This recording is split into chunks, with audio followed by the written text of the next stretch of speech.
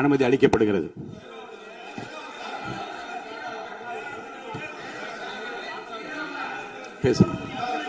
மாண்புமிகு பேரவைத் தலைவர் அவர்களே, திருவள்ளூர் மாவட்டம் ஊத்துக்கோட்டை வட்டம் பெரியபாளையம் அருகே கன்னியர்பேர் கிராமத்தில் 21/6/2026 அன்று Peter and Paul sea food exports private limited படிங்க ரெஜிஸ்ட்ரேஷன்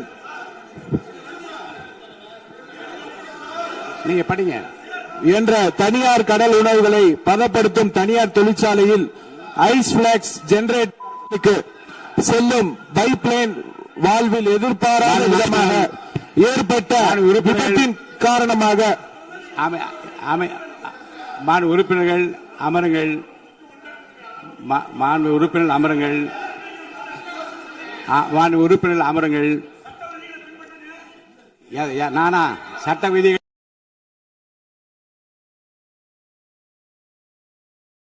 அமைதியா உட்காருங்க. முதல்ல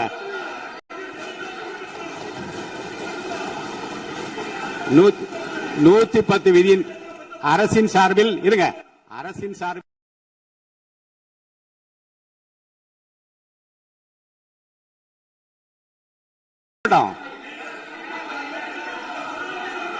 நீங்கள் சொல்ல உட்காருங்க. நான் சொல்றேன். உட்காருங்க சொல்றேன். நீங்கள் சொல்ல விரும்புகிற கருத்துக்களை இன்றைக்கு ஏறத்தாழ 11 பேர் பேச இருக்கின்றார்கள். நீங்கள் என்ன சொல்ல விரும்புகிற கருத்து இருங்க. அமைச்சர் இப்போது 110 விதியின் கீழ் விளக்கம் அளிப்பார்.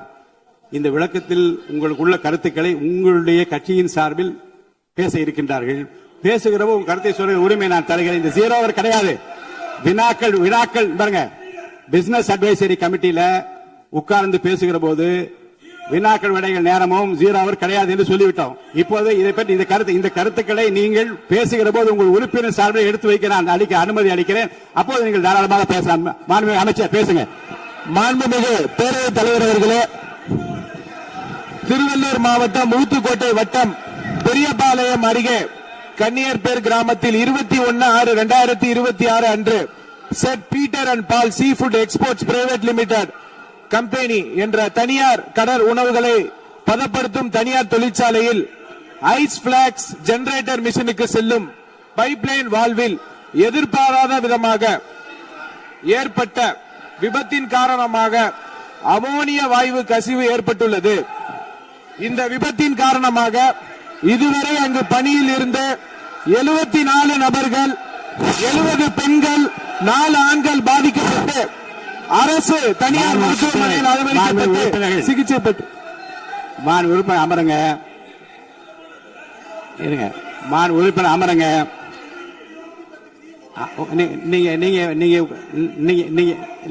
நீங்க உட்கார்ந்தீங்கன்னா தான் நான் பேச முடியும். உட்காருங்க. எல்லாரும் உட்காருங்க. பாருங்க, நீங்க உங்க கட்சி தலைவர் பேசுற, நீங்க எல்லாம் குறுக்க ஏன் பேசுறீங்க? பேசாது, குறுக்க பேசாதீங்க. யாரோ ஒருத்தர் பேசுங்க.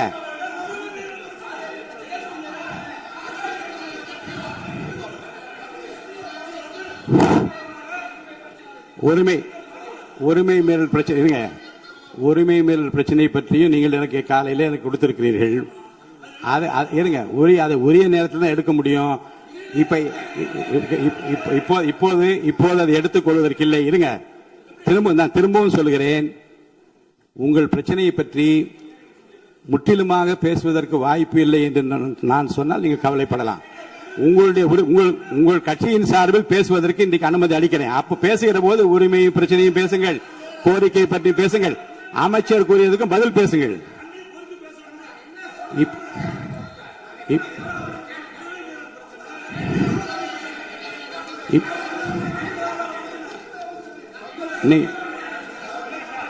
இப்போது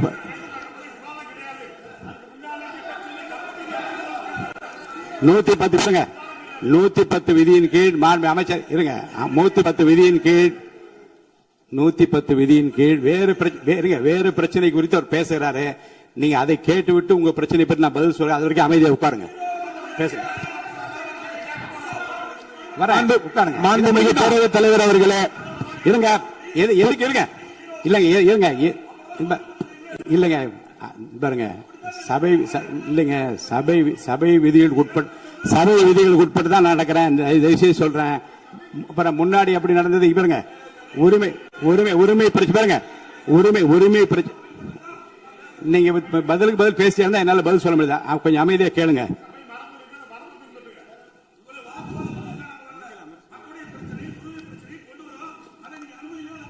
அந்த அனுமதி 110 விதியின் கீழ் இந்த சம்பவத்துக்கு இல்லைங்க சார். இருங்க, நான் என்ன சொல்றேன், நான்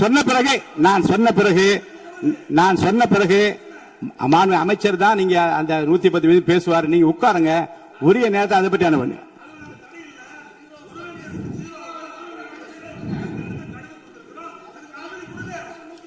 நூத்தி 10 விதியின் கீழ் மாண்பு அமைச்சர் விளக்கத்தை அளித்த பிறகு நீங்க பேசுங்க.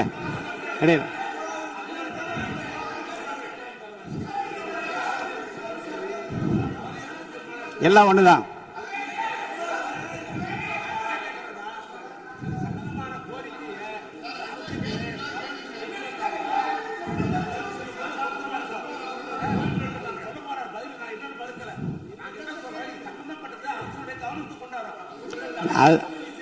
அதற்கு அதாங்க இல்ல 110 மாண்புமிகு உறுப்பினருக்காக சொல்றேன். 110 விதியின் கீழ் மாண்புமிகு அமைச்சர் பேசிய பிறகு விவாதம் இல்லை. இருங்க, பேசி முடிச்சார். பேசி முடிச்சார். இருங்க, நான் இப்போ பாருங்க, உங்களுக்கென்று உங்களுடைய கட்சியினுடைய உறுப்பினர் பேசுகிற போது இதே பிரச்சனையை கொஞ்சம் கலந்து பேசுங்க. நீங்க அப்பவும் சொல்லுங்க. நீங்க உரிமை மேல் ஒரு மேகதாது பிரச்சனை இருங்க சொல்லி முடிச்சிடுறேன். மேகதாது பிரச்சனை பற்றி உரிமை மீறல் கொடுத்திருக்கிற அந்த விவாதத்தை நீங்கள் உங்களுக்கென்று பேச இருக்கின்ற உறுப்பினர் பேசுகிற போது நீங்க அந்த பிரச்சனையை சொல்லலாம். அதற்குரிய பதில் நான் சொல்றேன். அது உரிமை பிரச்சனையாக ஏற்றுக்கொள்ள முடியாத மாண்புமிகு அமைச்சர், நீங்க பதில் சொல்லுங்க.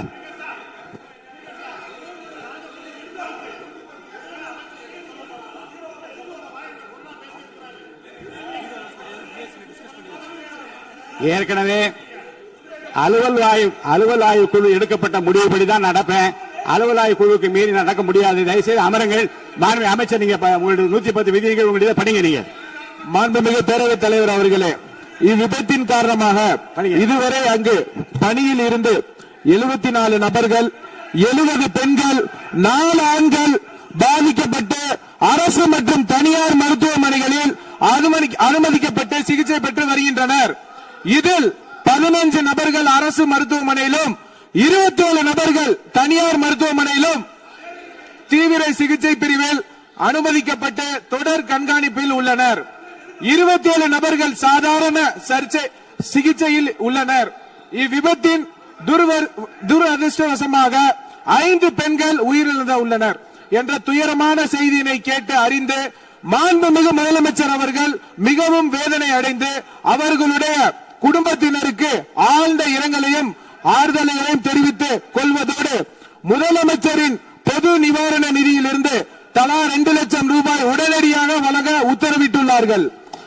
மேலும் அவர்களின் உடல்களை சொந்த மாநிலத்திற்கு அனுப்பி நல்லடக்கம் செய்வதற்கான செலவினை அரசே மேற்கொள்ளும் எனவும் தெரிவித்துள்ளார்கள். மேலும் இவ்விபத்தின் மருத்துவமனையில் அனுமதிக்கப்பட்டுள்ள நபர்கள் தீவிர சிகிச்சை அளிக்கவும் மாண்புமிகு முதலமைச்சர் அவர்கள் உத்தரவிட்டுள்ளனர். மேலும் இவ்விபத்தில் உயிரிழந்த மற்றும் பாதிப்படைந்த தொழிலாளர்களுக்கு தொழிலாளர் மாநில ஈட்டுறுதி காப்பீடு திட்டம் என்ற முறையில் இஎஸ்ஐ பிஎஃப் வருங்கால வைப்பு நிதியை வழங்கிடவும் மாண்புமிகு முதலமைச்சர் அவர்கள் உத்தரவிட்டுள்ளார். இவ்விபத்தின் குறித்து இயக்குனர், தொழிலாள பாதுகாப்பு மற்றும் சுகாதாரத்துறை இயக்குனர், பொது சுகாதாரத்துறை மற்றும் தமிழ்நாடு மாசு கட்டுப்பாட்டு உறுப்பினர் செயலாளர் தலைமையில் ஆய்வு மேற்கொள்ளப்பட்டு முதற்கட்ட விசாரணை அறிக்கையின் 24 மணி நேரத்துக்கு உள்ளாகவும் முழுமையான விசாரணை 3 நாட்களுக்கு சமர்ப்பிக்குமாறு மாண்புமிகு முதலமைச்சர் அவர்கள் உத்தரவிட்டுள்ளனர். இனி வரும் காலங்களில் இது போன்ற விபத்துகளை தவிர்க்கும் பொருட்டு அசாடஸ் இண்டஸ்ட்ரிகளை உடனடியாக குழு அமைத்து ஆய்வு செய்யவும் மாண்புமிகு முதலமைச்சர் அவர்கள் உத்தரவிட்டுள்ளனர். அதன் அடிப்படையில் உடனடியாக நடவடிக்கை மேற்கொள்ளப்படும் என மாண்புமிகு பேரவைத் தலைவர் வாயிலாக தெரிவித்துக் கொண்டு மொத்தம் 54,957 தொழிற்சாலை உள்ளன. இதில் தொழிலாளர்கள் 27,65,313 தொழிலாளர்கள் உள்ளனர். இதில் அபாயகரமான தொழிற்சாலைகள் 6,669 உள்ளனர்.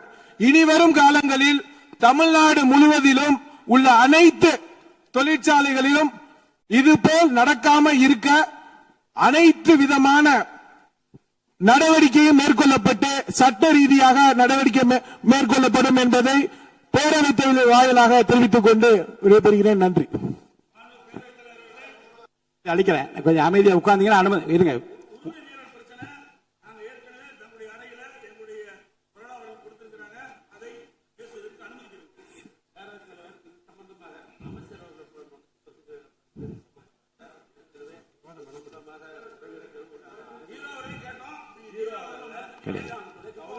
அவ்வளவுதான். இல்ல இப்போது 110 விதி 110 விதியின் கீழ் மாண்பு அமைச்சர் அறிக்கை படித்த பிறகு விவாதம் கிடையாது. தயவுசெய்து அமருங்கள். நீங்க உறுப்பினர் பேசுற போது பேசுங்க. நீங்க உறுப்பினர் பேசுகிற பாருங்க, உங்களுக்கு விவாதம் இல்லைங்க. நீங்க பாருங்க, அவர் பேசிய பாருங்க, தயவுசெய்து நீங்களே அவர் பேசிய பிறகு அந்த கருத்தை ஒட்டி பேசுவதற்கு உங்களுக்கு வாய்ப்பு இருக்கு. 3 திராவிட முன்னேற்ற கழகத்தை சார்ந்து ஒரு பேச இருக்கீங்க. அப்படியே கருத்துக்கள் சொல்லுங்க. இப்படி பண்ணுங்க, அப்படி பண்ணுங்க, இதெல்லாம் செய்ய வேண்டும் என்று கேளுங்க. யார் வேண்டாம்னு சொல்ற இப்ப பேச முடியாது. 110 விதியின் கீழ் அறிக்கை படித்த பிறகு விவாதம் கிடையாது. உட்காருங்க. மாண்பு உறுப்பினருக்கான சிலவற்றை நான் வெளியே கேட்கிறேன்.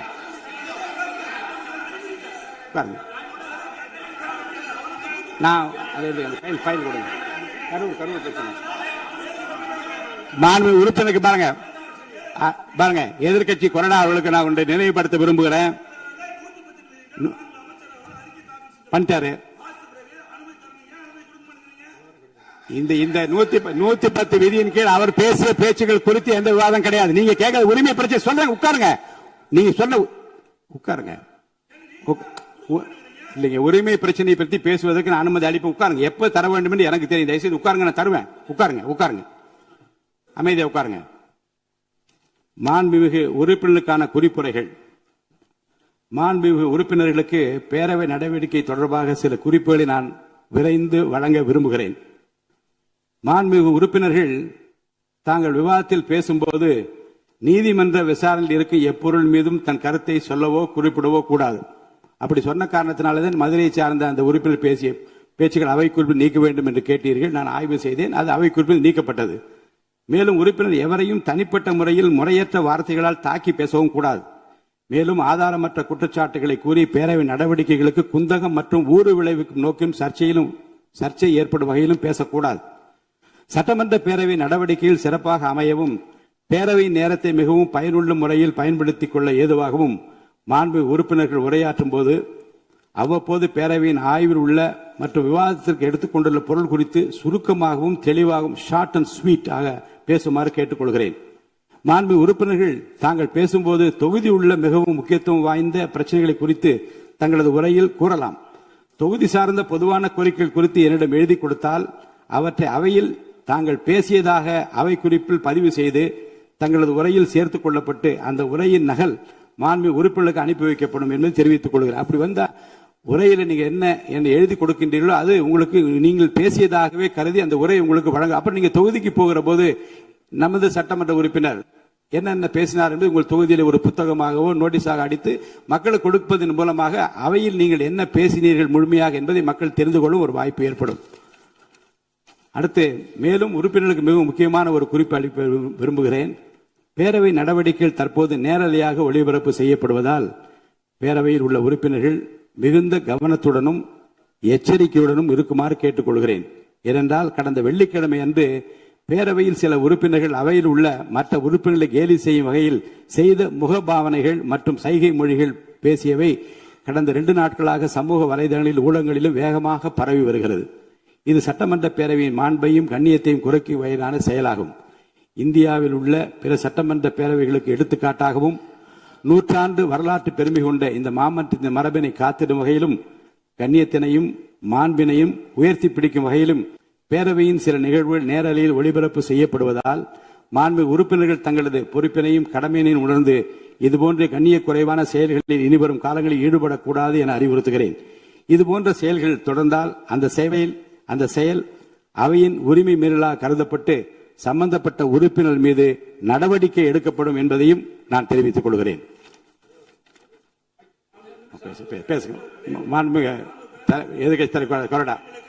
மாண்புமிகு பேரவைத் தலைவர்களே, எடுக்கிறேன்னு சொல்லிட்டு எடுக்கிற உட்காருங்க.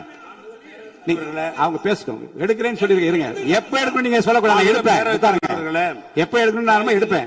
எங்களை பொறுத்தளவுக்கு திராவிட முன்னேற்ற கழகத்தை பொறுத்தளவுக்கு நாங்கள் அரசனுடைய கவனத்துக்கு கொண்டு வருகிற செய்தியை தான் நான் சொல்ல விரும்புகிறேன். வேறொன்றுமல்ல. 110 அதில் கூட நான் அதை பத்தி நான் பேச அனுமதி தயவு செய்து அதை பற்றிங்க. நீங்கள் உங்களுடைய உறுப்பினர் பேசுகிற போது அதிகமான நேரம் கூட நான் தரேன். அமைச்சருடைய 110 விதி சொல்லப்பட்ட பேச இப்ப வேண்டாம். உட்காருங்க. அனுமதிக்க முடியாது. உட்காருங்க. அடுத்து இருங்க.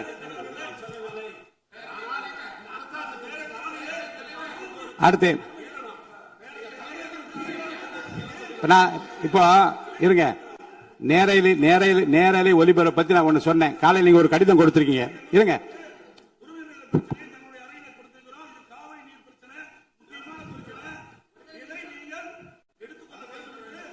எடுத்துக்கிறேன்.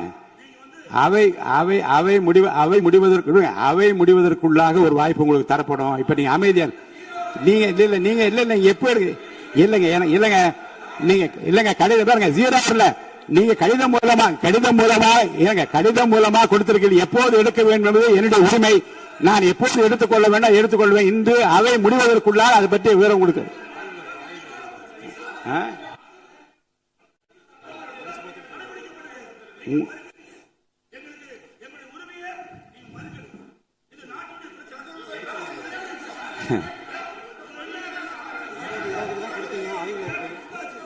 உங்கள் உரிமையை மட்டுமல்ல இருங்க.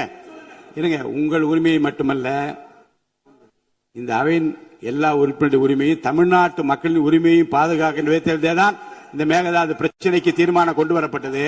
அது குறித்து உரிமை பிரச்சனைக்கு உங்களுக்கு வாய்ப்பு அளிப்பேன். நீங்க அமைதியா உட்காருங்க. வாய்ப்பு அளி. இப்ப நீங்க சொல்லாதீங்க என்ன இப்ப என்று சொல்லி கட்டாயப்படுத்த உரிமை இல்லை. நான் அளிப்பேன். உரிய நேரத்தில் அளிப்ப உட்காருங்க. நீங்க இல்லைங்க. ஜீரோ அவர் கிடையாது. அலுவல் ஆய்வுக்குள்ள 0 அவர் கொஸ்டின் அவர் கிடையாதுன்னு சொல்லியாச்சு. நீ திரும்ப அதை பேசிக் கொண்டு அனுமதிக்க முடியாது. உரிமை மீறல் பிரச்சனை பேசுவது இல்லைங்க. எடுப்பேன். அனுமதிப்பேன். இன்று அவை முடிவதற்குள்ள அனுமதிப்பேன். இப்போதே எடுங்க. நீங்க வெளியே போய் பேசுங்க. எனக்கு ஒன்னும் ஆட்சி முடியாது. வெளியில என்ன அதைத்தான் நான் சொல்லுகிறேன். நீங்கள் சொல்லுகிற நேரத்தை எடுத்துக்கொள்ள முடியாது. அவை முடிவதற்குள்ளாக வாய்ப்பு அளிப்பேன். அவை முடிவதற்குள்ளாக வாய்ப்பு அளிப்பேன். நீங்க பேசுங்க. இப்போது எடுத்துக்கொள்ள முடியாது. சபையின் மற்ற நடவடிக்கைகள் கவனம் செலுத்திக் கொண்டிருக்கிறேன். தயவுசெய்து அவை நடப்பதற்கு அமைதியாக ஒத்துழைப்பு தாருங்கள். அதை செய்து உட்காருங்க.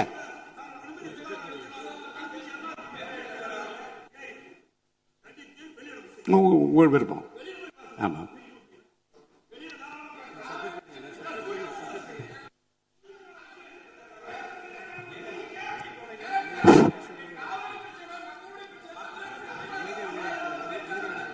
அமைதியா வெளியேறுங்க. அமைதியா இருங்க. தவறான வார்த்தை யூஸ் பண்ணாதீங்க. அவர் பின்னாடி இருக்க உங்க உறுப்பினர் பேசல. வேண்டாம். என்னுடைய அனுமதி இல்லாமல் நீங்க பேசுவது எதுவும் அவை குறிப்பில் ஏறாது. என்னுடைய அனுமதி இல்லாமல் நீங்கள் பேசியது அவை குறிப்பில் ஏறாது.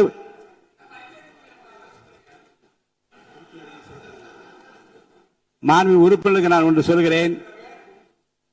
உரிமை மீறல் பிரச்சனை பற்றி காலையிலே எனக்கு மனு கொடுத்தார்கள். அது ஆய்வில் இருக்கிறது. அவை முடிவதற்குள்ளாக வாய்ப்பு அளிக்கிறேன் என்று சொல்லிவிட்டார். இது அவை முடிவதற்குள்ளாக வாய்ப்பு அளிக்கிறேன், உறுதியாக தருவேன் என்று சொன்ன பிறகும் அவர் வெளிநடப்பு செய்கிறார்கள். நம்மை பொறுத்த வரைக்கும் இந்த உரிமை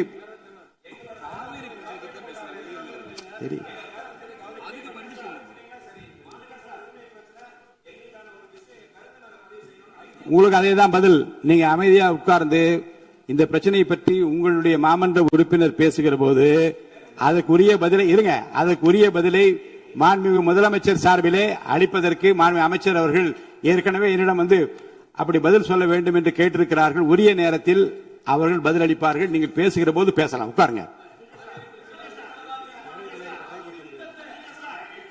பாருங்க, பேரவை தலைவரை இப்போதே அனுமதி யாரும் கட்டுப்படுத்த முடியாது, அனுமதிக்க முடியாது. அமைதியா அமருங்கள். முக்கியமான ஒரு குறிப்பை நான் வெளியிட விரும்புகிறேன்.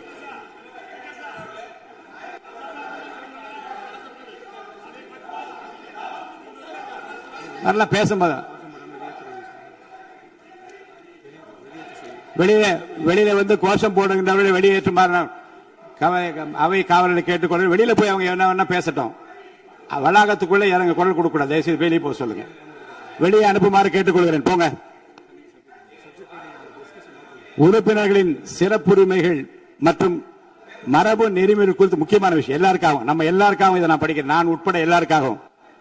உறுப்பினர்களின் சிறப்பு உரிமைகள் மற்றும் மரபு நெறிமுறைகள் குறித்த குறிப்புரைகள் கடந்த 4/6/2026 அன்று வியாழக்கிழமை அன்று திருவிக நகர் சட்டமன்ற தொகுதிக்கு உட்பட்ட பகுதியில் உள்ள ஒரு அரசு பள்ளியில் புதிய கட்டட திறப்பு விழா நிகழ்ச்சியின் போது குத்துவிளக்கு ஏற்றுவது தொடர்பான மரபு நெறிமுறை புரோட்டோகால் மீறப்பட்டதாக திருவிக நகர் சட்டமன்ற தொகுதி பேரவை உறுப்பினர் திருமதி மோ ரா பல்லவி அவர்கள் ஒரு மனுவினை என்னிடம் அளித்தார். அந்த மனுவினை நான் நன்கு படித்து பார்த்து ஆய்வு செய்தேன். அது குறித்த சில கருத்துக்களையும் அறிவுறுத்தல்களையும் நான் இங்கு குறிப்பிட விரும்புகிறேன். சட்டமன்ற பேரவைக்கென உள்ள கண்ணியத்தினையும் மாண்புகளையும் மற்றும் சட்டமன்ற பேரவை உறுப்பினர்களுக்கென உள்ள சிறப்பு உரிமைகளையும் மரபு நெறிமுறைகளையும் புரோட்டோகால் காப்பது செயல்படுத்துவதும் சட்டமன்ற பேரவை தலைவராக எனது பொறுப்பும் மற்றும் கடமையும் ஆகும். அரசால் வெளியிட்டுள்ள மரபு நெறிமுறைகளின்படி புரோட்டோகால் அரசமைப்பு தலைவர்கள் முதல் முக்கிய பிரமுகர்கள் வரை உள்ள ஒவ்வொருவரின் நிலைக்கு ஏற்ப முன்னுரிமை வரிசை முறை வாரண்ட் ஆஃப் பிரசிடென்ஸ் அமைக்கப்பட்டுள்ளது. இந்த முன்னுரிமை வரிசைப்படி மாண்புமிகு சட்டமன்ற உறுப்பினர்களும் அரசு துறை உயர் அலுவலர்களும் தங்கள் கடமைகளையும் பொறுப்புகளையும் மற்றும் அதிகாரத்தையும் நன்கு உணர்ந்து அதற்கு ஏற்றவாறு செயல்பட வேண்டும் என கேட்டுக்கொள்கிறேன். திருவிக நகர் தொகுதியில் அந்த பள்ளி கட்ட திறப்பு விழா நிகழ்ச்சி நடைபெற்ற நிகழ்வு மரபு நெறிமுறை குறித்த புரிதல் இல்லாமல் தெரிந்தோ தெரியாமலோ அல்லது அறிந்தோ அறியாமலோ நடந்த அந்த நிகழ்வு இனி வரும் காலங்களில் தொடராது என நம்புகிறேன். அதனால் அந்த மனுவின் மீது மேல் நடவடிக்கை தேவையில்லை என கருதுகிறேன். உரிமை மீறல் குழுவுக்கு அனுப்புவதோ வேறு வகையில் நடவடிக்கை எடுப்பதோ தேவையில்லை என்று கருதுகிறேன். மேலும் ஒவ்வொரு மாவட்டத்திலும் உள்ள ஊராட்சி, பேரூராட்சி, நகராட்சி மற்றும் மாநகராட்சி உள்ளிட்ட அனைத்து உள்ளாட்சி அமைப்புகளிலும் மற்றும் மாவட்டத்தில் நடைபெறும் அனைத்து அரசு நிகழ்வுகளிலும் மரபு நெறிமுறைப்படி அந்த தொகுதியை சார்ந்த சட்டமன்ற உறுப்பினர்களுக்கு முறையாக அழைப்பு விடுக்கப்பட்டு சட்டமன்ற உறுப்பினர்களின் சிறப்புரிமைகள் மற்றும் மரபு நெறிமுறைகளை கடைபிடிக்க நகராட்சி மற்றும் மாநகராட்சி ஆணையர் உள்ளிட்ட அனைத்து உள்ளாட்சி அமைப்புகளை சார்ந்த அலுவலர்களுக்கும் அனைத்து மாவட்ட ஆட்சித் தலைவர்களுக்கும் உரிய அறிவுறுத்தல்களை வழங்குமாறு மதிப்புக்குரிய அரசு தலைமைச் செயலாளர் அவர்களுக்கு உத்தரவிடுகிறேன். மேலும் இந்த முன்னுரிமை வரிசை வாரண்ட் ஆஃப் பிரசிடென்ஸ் தொடர்பான தமிழக அரசின் அரசாணை நகல் சட்டமன்ற உறுப்பினர் மேசையில் வைக்கப்பட்டுள்ள சிறு கணினியில் நாளை பதிவேற்றம் செய்யப்படுவதுடன் அனைத்து உறுப்பினர்கள் மின்னஞ்சல் முகவரிக்கு இன்று அனுப்பி வைக்கப்படும் என்பதையும் தெரிவித்துக் கொள்கிறேன். ஆளுநர் பேரவைக்கு நன்றி தெரிவிக்கும் தீர்மானத்தின் விவாதத்தை தொடங்கி வைப்போர் மாண்பு உறுப்பினர் திரு எஸ் காமராஜ் அவர்கள். இன்று 11வது மாமன்ற உறுப்பினர் இன்று 11 உறுப்பினர் பேச இருக்கின்றார்கள். இந்த மாண்பு எதிர்க்கட்சி தலைவர்கள் பேசவிருப்பதால் இன்று உட்காருங்க உட்காருங்க. நீங்கள் பேசுகிற போது பாருங்க இதே பதில் தான் பாருங்க அவர்களுக்கு சொன்ன பதில்தான் உங்களுக்கும். இந்த பிரச்சனையில் பாருங்க இந்த பிரச்சனையில் உங்கள் கருத்துக்களை நீங்கள் பேசுகிற போது ஏற்புடைய வகையில் நீங்க குறுக்க பேசுறீங்களா பாருங்க உட்காருங்க உட்காருங்க உட்காருங்க உட்காருங்கன்னு சொல்றேன். இப்பதான் சொன்ன மரபு என்ன உட்காருங்க மாநில உறுப்பினர் உட்காருங்க உட்காருங்க. நீங்க உட்காருங்க.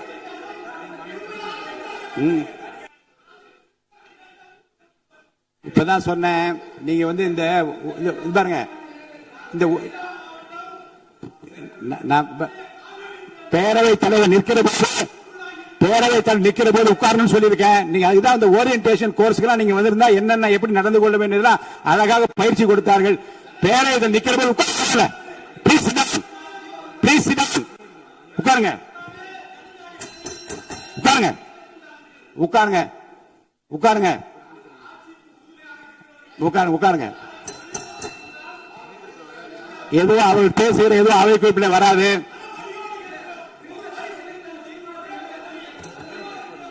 தீர்மானத்தை ஒட்டி பாருங்க, அரசால் முன்மொழியப்பட்ட அந்த தீர்மானத்தை பற்றி பேச அனுமதிப்பதா இல்லையா என்பதை பற்றி முடிவு ஆய்வில் உள்ளது. ஏற்கனவே கடிதம் கொடுத்திருக்கிறீர்கள். உட்காருங்க, அமைதியா உட்காருங்க. இப்போது